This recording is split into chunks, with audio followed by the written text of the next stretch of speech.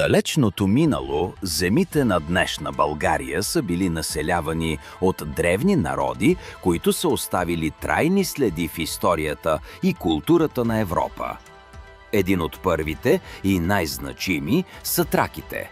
Народ многоброен и смел, който живее в земите от Карпатите до Егейско море и от Черно море до реките Морава и Вардар. Бащата на историята Херодот описва траките като втория най-многоброен народ след индийците. Те имат силно развита култура. Почитат безсмъртието на душата и вярват, че смъртта е само преминаване в дух свят. За тях конят е свещено животно и символ на благородство. Затова често погребват владетелите си заедно с колесници и коне. По техните земи днес откриваме впечатляващи гробници, като тези в Казанлък и Свещари, украсени с уникални стенописи и архитектурни решения, както и несметни богатства, като златното съкровище от Панагюрище. Траките са дали на света и легендарни личности, като Орфей, митичния певец, който с музиката си омагьосвал богове и хора, и Спартак, гладиатора от тракийски произход, който повежда най-голямото въстание срещу Рим.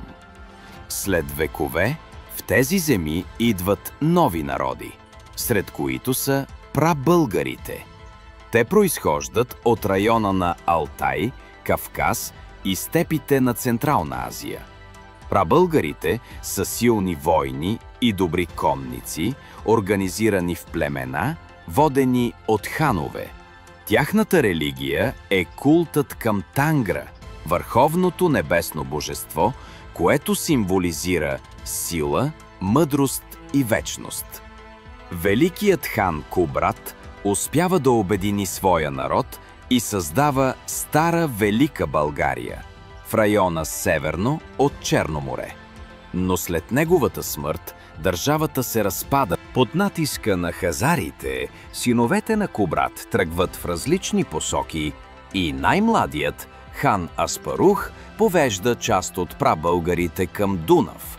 Те се установяват на юг от реката и след тежки битки с византийската армия основават през 681 година Дунавска България, държава, призната от самата Византия. Този момент се смята за официалното начало на българската държавност. По същото време Балканите вече са обитавани от славянските племена, които постепенно се смесват с прабългарите и с останалите по тези земи тракийски потомци. Така се ражда един нов народ – българите, който съчетава в себе си три култури. От траките идва дълбокото усещане за духовност. От славяните идва земеделието и общинната организация, а от прабългарите идват войнските традиции и силната държавна структура.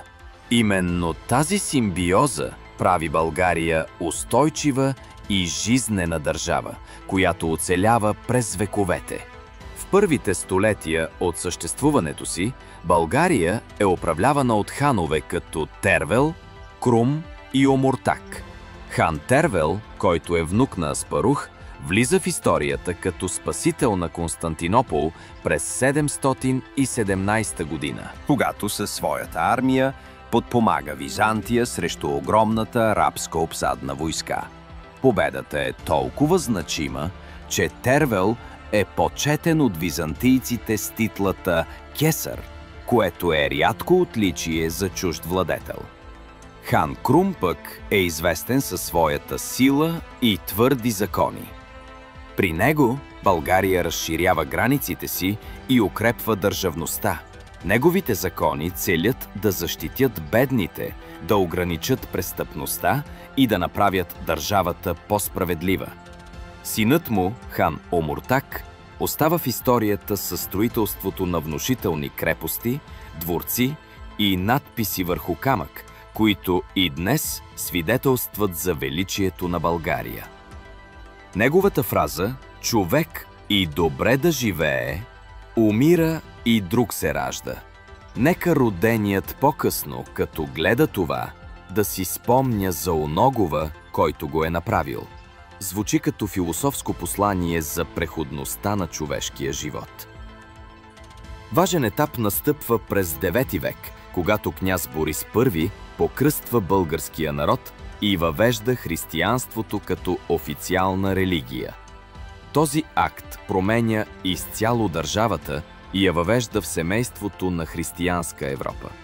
Борис не просто приема новата вяра, но и осигурява нейното разпространение, като създава българска църква и насърчава книжовността. Неговият син, цар Симеон Велики, превръща България в най-могъщата сила на Балканите. По негово време страната достига своя златен век на културата и духовността. В Преслав и Охрид възникват книжовни школи, където учениците на Кирил и Методий създават и развиват кирилицата писменост, която се разпространява сред всички славянски народи и се използва и днес от милиони хора по света. Това е едно от най-големите постижения на България и трайна следа в световната цивилизация. Столиците на България от онова време са също свидетелства за мощта и културата на държавата. Плиска, първата столица, е огромен град с стени дълги километри. Вътре са се намирали дворци, храмове и жилищни квартали. А Велики Преслав впечатлява с архитектурата си, мраморните колони и великолепните мозайки. Там се е развивала културната дейност на българските книжовници, които са превеждали богослужебни книги и са създали оригинални творби, които поставят основите на средновековната българска литература.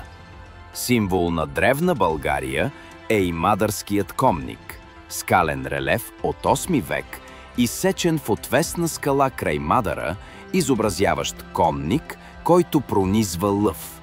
Този образ символизира силата и победите на българските владетели и днес е включен в списъка на световното културно наследство на ЮНЕСКО.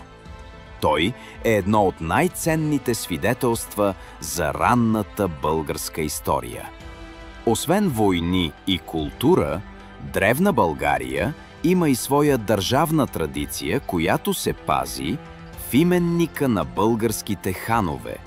Един уникален документ, който изброява владетелите на България от Аспарух нататък и е едно от най-старите писмени свидетелства на български език.